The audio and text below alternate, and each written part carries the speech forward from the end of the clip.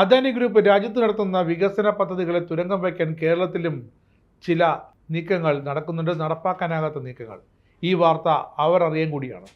അദാനി പോർട്സും ലോകത്തിലെ ഏറ്റവും വലിയ ഗതാഗത ലോജിസ്റ്റിക്സ് കൂട്ടായ്മയായ MNC ഗ്രൂപ്പും തമ്മിൽ സഹകരണത്തിന് ധാരണയായിരിക്കുന്നു. MSCയുടെ ടെർമിനൽ വിഭാഗമായ ടെർമിനൽ ഇൻവെസ്റ്റ്മെന്റ് ലിമിറ്റഡും വിഴിഞ്ഞം തുറമുഖത്തിൽ അദാനിയുടെ 49% ഓഹരി ഏറ്റെടുക്കാൻ തീരുമാനമായി. ആകെ ഇടപാട് മൂല്യം $2.85 ബില്യൺ. അദാനി വിഴിഞ്ഞം പോർട്ട് പ്രൈവറ്റ് ലിമിറ്റഡിൽ 49% ഓഹരിയാണ് അങ്ങനെ MSCയുടെ കയ്യിലേക്ക് വരുന്നത്. ആകെ $2.85 ബില്യൺ, ഏതാണ്ട് 27,000 കോടി രൂപ വരും.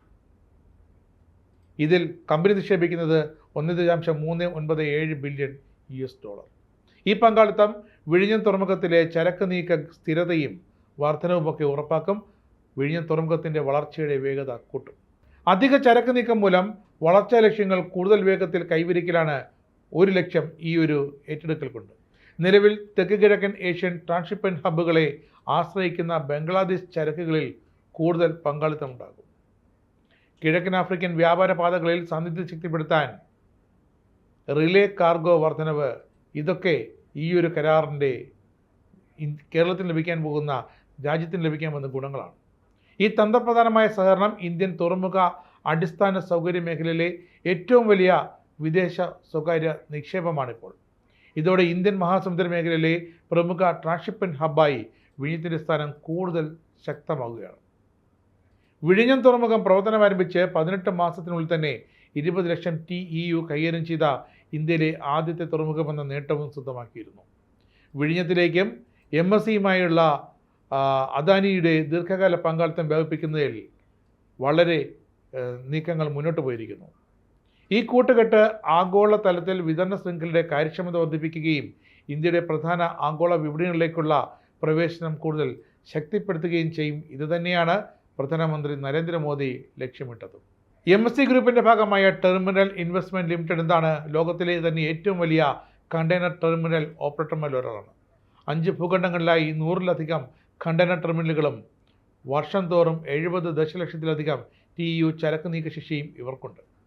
2024 ഡിസംബറിൽ പ്രവർത്തനം ആരംഭിച്ച വിഴിഞ്ഞം തുറമുഖം ഇന്ത്യയിലെ ആദ്യ ആഴക്കടൽ mega transshipment തുറമുഖമാണ്.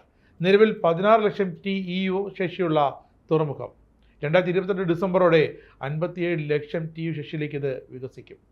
Europe, Persian Gulf, കിഴക്കൻ രാജ്യങ്ങൾ എന്നിവയെ ബന്ധിപ്പിക്കുന്ന കിഴക്ക് പടിഞ്ഞാറൻ പ്രധാന ഷിപ്പിംഗ് റൂട്ടിൽ നിന്നും വെറും 10 നോട്ടിക്കൽ മൈൽ മാത്രം അകലെയാണ് ഇപ്പോൾ വിഴിഞ്ഞത്തിൻ്റെ തന്ത്രപ്രധാനമായ സ്ഥാനം.